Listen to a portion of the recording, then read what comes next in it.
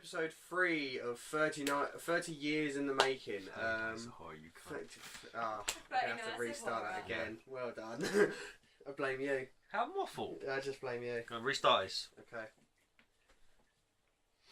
Hello and welcome to episode 3 of 30 years in the making.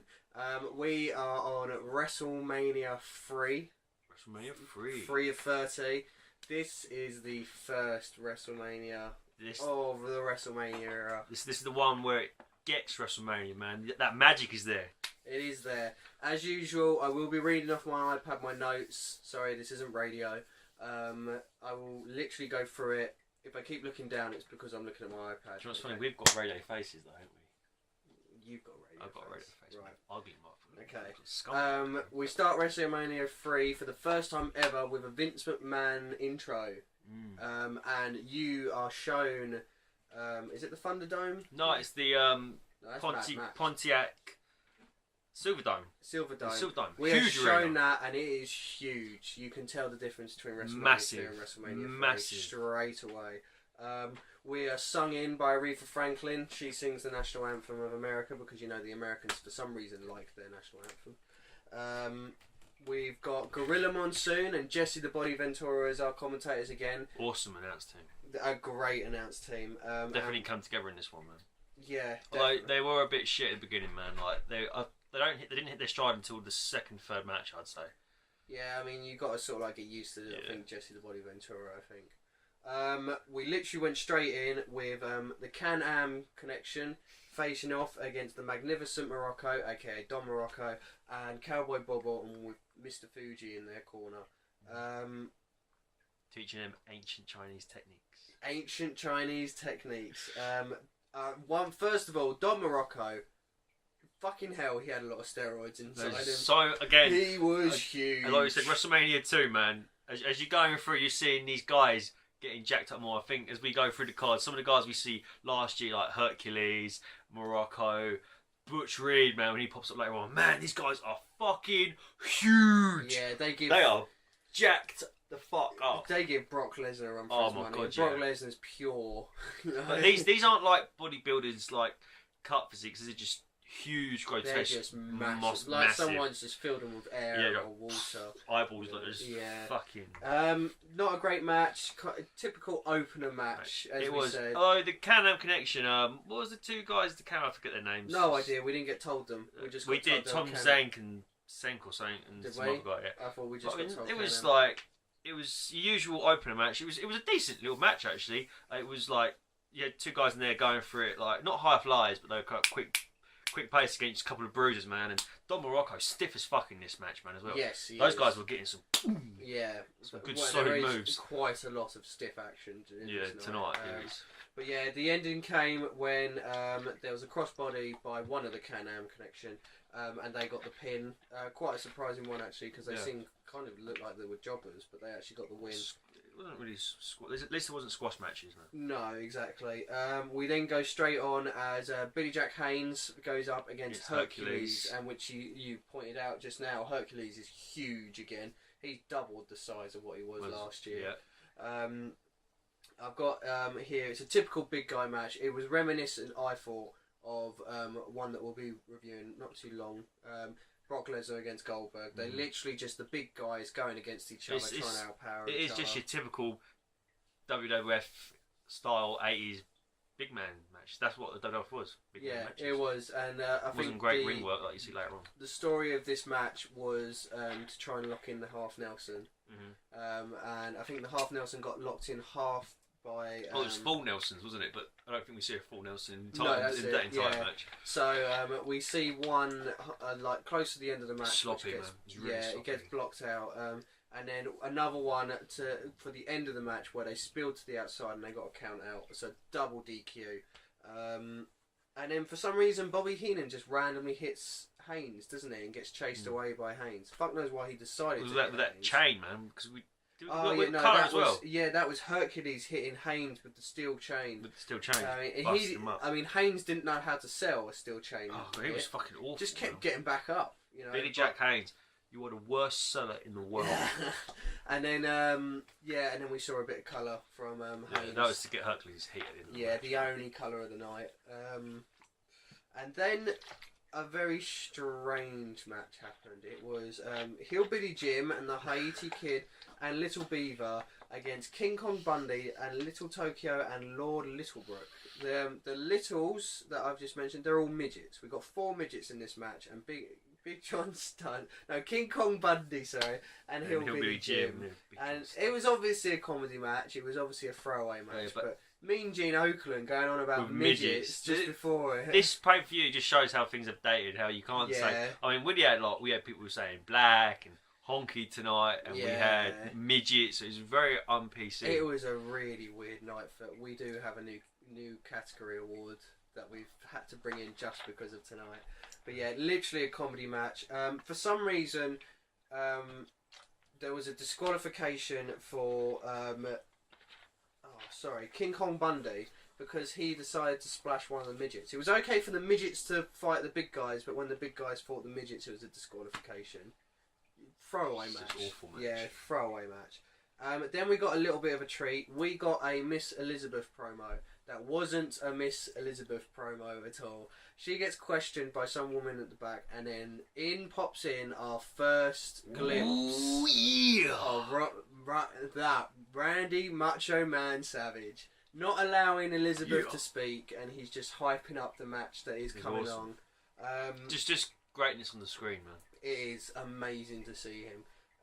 Then we got Hardy Race with Fabulous Moolah and Bobby Heenan facing off against the Junkyard Dog, in which the loser must bow match. This match was awful. Really dig a lot of Hardy Race's old NWA stuff. Love him. He was a burly, girly old man, just kicking the fuck out of people. And the stuff he did with Ric Flair back in the day was awesome. So for me to be watching him with this King gimmick before Jerry Lawler even turned up was fucking awful. Oh yeah, it was. And not only that, I've got it here. Hardy Race actually came out to Jerry Lawler's music. I think that music. I think a lot tonight. I think because it was a WWE edit that we watched of the pay-per-view tonight. I think there was a lot of more piped-in music that they've redubbed over, and I think they put that music in. Because I can't remember watching it. I saw it on VHS years ago, and I can't remember that music being in it. Can't remember it. There was one nice spot in this that looked really painful, in which Hardy Race went for a diving headbutt off the ring apron, and Junkyard Dog moved, and it was Hardy Race just they were thin blue mats as well, man. He just hit that Hardy Race is a grizzled old fucking motherfucker. Yeah, and then the end of the match, I mean, it was an okay match. Well, like you said, it wasn't a good match. But Harley Race ends up winning with the belly-to-belly on Junkyard Dog and getting the pin. And then a great WWF lesson is a typical Sheamus lesson, Sheamus face turn lesson. Junkyard Dog curtsies Harley Race and then hits Harley Race with a steel chair and steals the is it the cape or the gown? It's like the robe. Yeah, the robe. And the crown. Just steals it and then just walks off and the crowd are cheering. For face, yeah, backwards, man. Total Sheamus face booking, that's for sure. This crowd was good for it, though. They loved it. Yeah, they loved it. Then we got our first ever of the 30 years in the making, Hulk Hogan Hulkamania promo. And we got to hear it all. We got to hear the prayers, the vitamins, what is it? The little Hulkamaniacs, brother. The Hulkamaniacs, the 24-inch pythons. There's everything. Running wild on you. We got to hear it all. Hulk Hogan is in Hulkamania. To the T, man. That's what we wanted. That's what you wanted. And then we got sent into another tag match with the Dream Team. They have been a permanent fixture of our WrestleMania review so far. Facing off Greg against Valentine and Brutus Beefcake. Although Greg Valentine looks like fucking Ric Flair still, man. Yeah, he's still ripping off Ric Flair. Facing off against the Fabulous Rougeau. Fabulous Rougeaus. Another throwaway match. There was a few in this one. Had potential to be better than what it was. Yeah, of course they give him more time. But literally, they just beat the Dream Team. Just won. But then after the match, we had Brutus face turn. Yeah, Greg Valentine sort of left Brutus in the ring, and he was left to it. That was it. Then we got I know a personal favourite of mine. I know he's a personal favourite of yours. We got a promo from Rowdy Roddy Piper. Yeah, it was good. It was a good Rowdy Roddy Piper promo as well. It's quick, to the point, man. Yeah, and Piped up Roddy. Roddy Piper said one line, as he always says in one of his promos. He said he's not going to get beaten by a guy in a dress. Yes. You know. Loved it.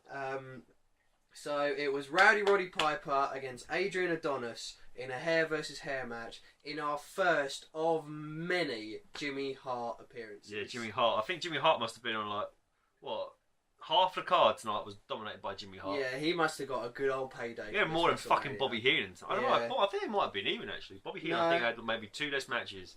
I think Bobby Heenan was only in 2 matches. Jimmy Hart, Jimmy Hart was basically there to give every mid carder that couldn't get any heat, man. Yeah, basically. It was a decent match. This was Rowdy Roddy Piper's last match. Apparently. Yeah, it was going to be his last match.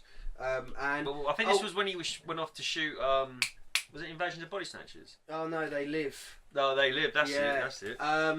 And we haven't mentioned that every single person who comes to the ring, they're on like a little, I don't know, like what would you call it? Like a. It's on like a little podium thing that sort of comes to the ring. Electronic Rowdy podium. Piper is the first person to walk to the ring, obviously to soak in the fans, completely to soak in the fans. The match starts with obviously Piper. He starts attacking. This is a throwaway match, man. It is a throwaway match, but it's Rowdy Roddy Piper, you know. But he attacks Adonis with the belt. Adonis fights back. Jimmy Hart keeps getting involved in the match. I think this is the most he ever gets involved in the matches. The end of the match comes when there's a lot of sleeper hold action happening.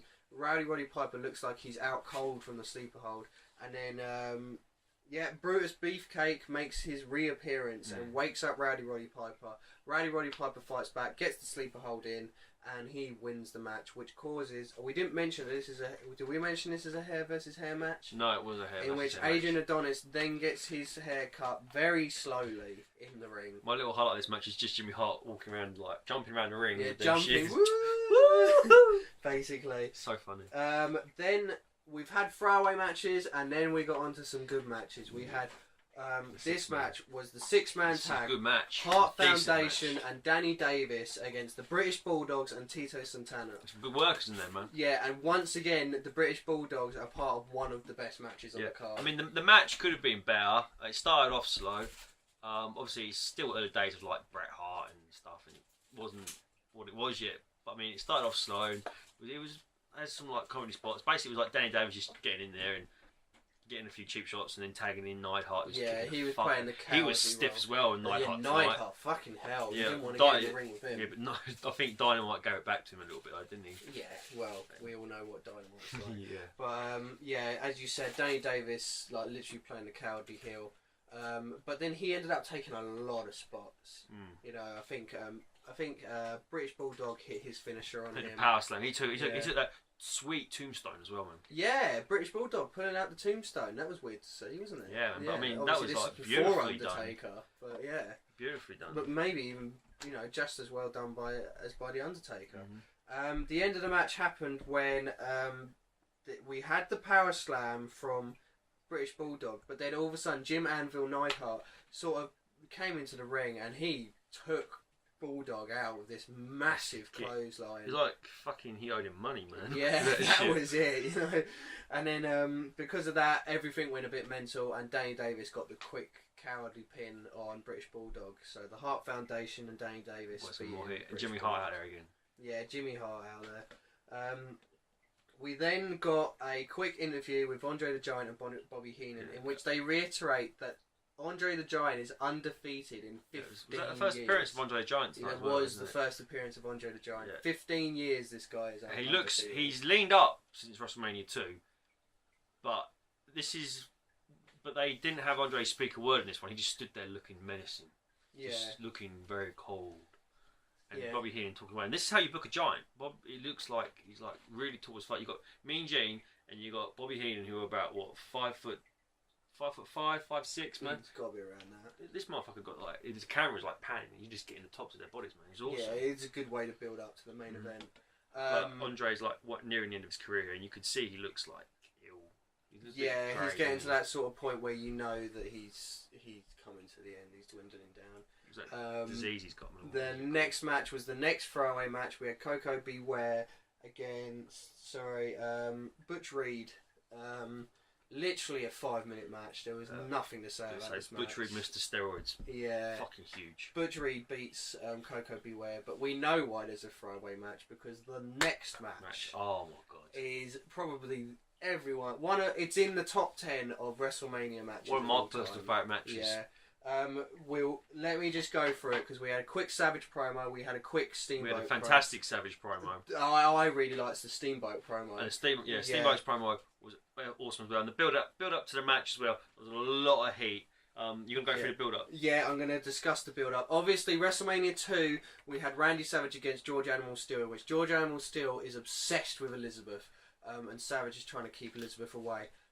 Randy Savage actually injured Ricky Steamboat with the ring bell, K-Fam, in which Ricky Steamboat came back to fight for Randy Savage. George Animal Steel, obviously being obsessed with Elizabeth, is in Ricky Steamboat's corner, and then obviously Elizabeth is in Randy Savage's corner. And it's just building up because Ricky Steamboat hasn't been able to get his hands on Randy Savage after he injured him. And we get an amazing match. Just incredible. Amazing match. I mean, this was like in the era, I mean, back in like, you had like obviously Lucha Libre style going in Mexico at the time, and like you had like the Super Juniors in Japan, but the American fans, even though you had your NWA style wrestling, it was like more technical, sort of ground and pound, not ground, but it was like your Southern wrestling. I mean, this was a lot of high flying in this match. They were really taking it aerial, and it was quick as well. It was like what we get used to nowadays of not no selling, but it was more really fast paced, man. It was awesome. So fast paced. I mean, not only that, this match started with takedowns, with proper wrestling, mat based wrestling. You know, in this sort of era, you don't get that. You know, and like it would go from being really quick and throwing it around to suddenly being slowed down by like Randy Savage working on Steamboat's back. Yeah, just whacking him over the ring to the outside, man. And he was just and Savage takes one of the sickest bumps. Just literally goes takes top rope and he goes right over, just upside down, straight down to the mat. Yeah, that's during Steamboat's fight back, isn't it? Yeah, and that big chop as well. Yeah, you get that. Not only that, whilst Steamboat's on the outside, Randy Savage dives from the top rope to do like a double axe handle onto the outside. That is really nice. That's a nice move. And then we get probably one of the nicest sequences to watch in wrestling history. It's literally, I actually counted them. There were 7 pinfall attempts. You know, just one after the other.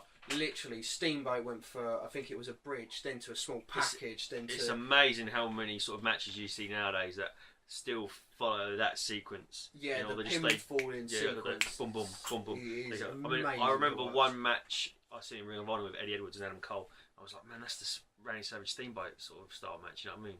There's probably been hundreds of matches that have of course. Sequence, you know, I mean, if anything, this is the sort of match that you watch and you're like, that's probably where Kurt Angle learned how to wrestle. Yeah, you know, it's amazing to watch. It was the era of that was like probably one of the first matches that American audience has been treated to work rate. You know what I mean? You start seeing you got two great workers just literally going at it. Randy Savage, I think the referee takes a bump and the referee's down. The Randy Savage jumps to the top rope, hits his top rope elbow. There's no referee to count. So Savage gets a bit upset, decides he wants to go and ring the bell himself and wants to bring the bell into the ring. There's nothing wrong with that, but George Animal still sticks his nose in and it stops him from getting the ring bell. Yeah, and then throws Savage back into the ring.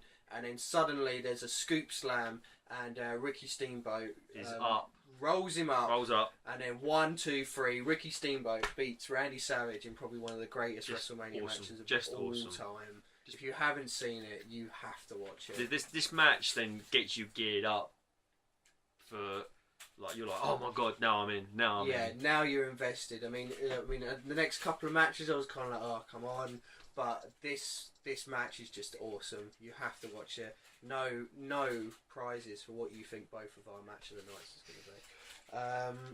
We then get a really nice Jake the Snake Roberts promo with Alice Cooper in his corner. literally. I mean, there was. This wasn't like classic Jake the Snake sort of promos, but it was what it was. You know. What yeah, I mean? I mean, Jake the Snake Roberts. He's known for his work rate, but he's more known for his promo work. And this was a nice little teaser of what he can do. He gets into the ring with the Honky Tonk Man. And classic. I liked the Honky Tonk cuts a little promo as well for the match. Talks about, God damn it, I'm making no Nightmare Alice Cooper music. I'm seeing them. Oh, I can't remember. But it's just awesome. It was excellent. He had a lot of charisma. Honky Tonk. He's shit worker, but fantastic promo. Oh yeah. I mean, I don't know how he is as big as he is, but yeah, he's got a good promo. It's a gimmick, man. Basically what happens is Honky Tonk and Jake the Snake, it's quite an open match, and then the ending comes when Roberts is calling for the DDT, but all of a sudden the Honky Tonk Man rolls him up, holds onto the ropes, gets the quick 3 count, that's it, boom, done. The aftermath of the match is more memorable in the fact that all the heat. Yeah, Alice Cooper brings out Damien and puts the snake on Jimmy Hart. That's basically what you watch. That's the Jake the Snake. That's the heat, man. That's where it was. Yeah. We did pick up on a nice little thing that Jesse the Body Ventura said. He said about Alice Cooper, and I quote: "Been in the weight room. Alice Cooper has been in a weight room for a long time because Alice Cooper is like literally he's the same size as I don't know, man. I mean, you get your rocks off. I think Alice Cooper might have been a yard heroin addict back then, man. Yeah, must have been shooting something. Then we get the announcement that apparently the WWF has broken the record. 93,000 people in the dome. Yeah. Yeah, that's been inflated. But we'll let them. I don't know the true figure. I think it's like 89,000 or something. Yeah, it's not 90. It's nowhere near 90, I don't think. There's a lot of fucking people in that building though. Yeah, and then we get Iron Sheik and Nikolai Volkov against the Killer Bees. Now a lot of Jim Duggan in this match. Actually. Yeah, fucking shitloads. Yeah. What? I'll talk about it in a second. Yeah. Okay. Literally, again, I thought it was a throwaway match. I was actually really bored in this match, which I'm quite surprised. It's an Iron Sheik match. But I was just waiting for it to end, and the ending came when Jim Duggan decided to hit Sheik over the back with a 2x4 halfway through the match. What are you going to say? You're dying to say it. For anybody, if you are a massive wrestling fan watching this, obviously we all know about Iron Sheik and his make him break his back from a camel clutch, then fuck his ass to make him humble.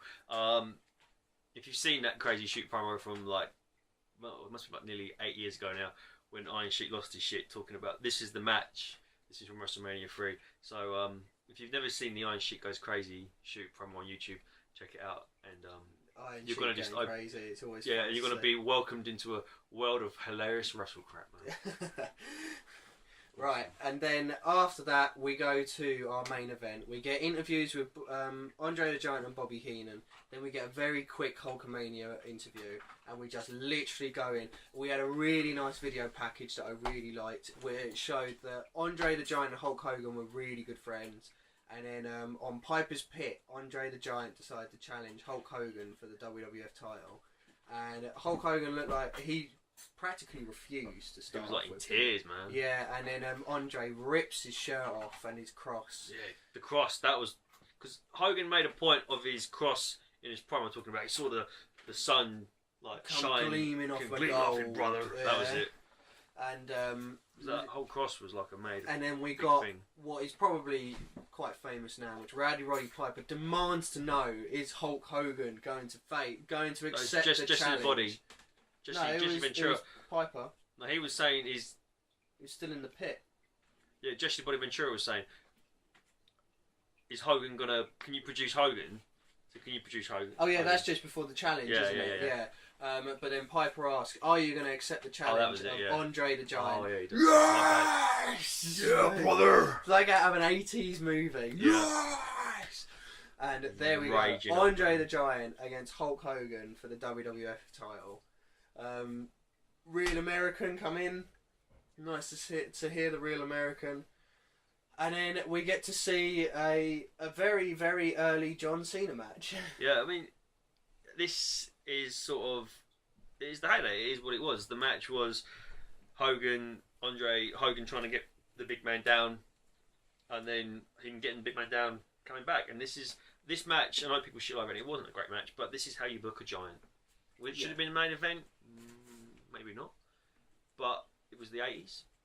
I think the only reason it feels like it shouldn't be the main event is because one of the matches beforehand, Ricky and Randy, should have been the main event. But that's only because we know how good the match was. Yeah, it's hindsight. I mean, you got to remember, if we were back in the 80s, this would have been like huge, man. Yeah, this is what sold WrestleMania 3. This match, and it was basically Hogan selling for the whole match, and then Hogan actually pulled out some heel tactics. He pulled up like the ring mat on the outside, didn't he? Yeah. That didn't come to anything.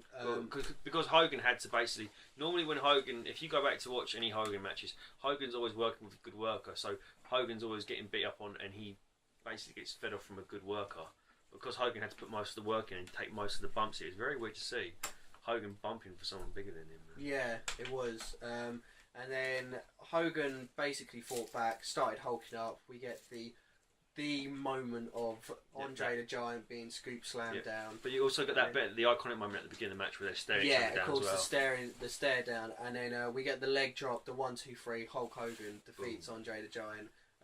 For the first time, 15 years, Andre the Giant. So that is one way of making a megastar. Yeah. Having someone like Andre the Giant. And then you get the whole classic music blaring, and then we're going to get for the next probably 6, 7 years, Hogan.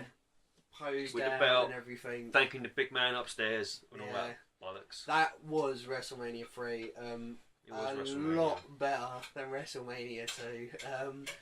I'd even say a lot better than WrestleMania 1. We'll go straight to our categories. Wrestler of the Night. Wrestler of the Night. Randy Savage, easy, hands down. Same here. Randy Savage, he just amazing to watch. I mean, I was close to giving it to Ricky Steamboat. It was a 50-50 Who do you say it to, man? You know. Yeah, I am a huge fan of Ricky, but Randy, just because the promos were good and the match, well, it was faultless. It's a perfect match. Yeah, it was what you should. It's WrestleMania match. Yeah. No prizes. Match of the night. I'm going to say tag team match just to be a dick. Yeah, you're going to be a tag team. I'm saying tag team. The 6-man tag team match. Bulldogs and Hot You're Foundation match. basically picking that just to go against what is the obvious. Very well, that is fine. I'm picking the obvious. Ricky Steamboat against Randy Savage. They were the two best matches on the card, but I don't want to just keep saying, yeah, I agree. I don't know, you agree. It was a good match, but obviously that match is iconic. It is my favourite match, the Savage Steamboat match. It's not, you're not picking your favourite match. Okay, Savage Steamboat match. Yeah, you can't just, it's not just agreeing with me. If you think it's the best match, you think it's the best match. Yeah, I think it's one of the best matches of all damn time, man. Exactly. WrestleMania moment. I think there's one of two moments you could pick here. What was your moment?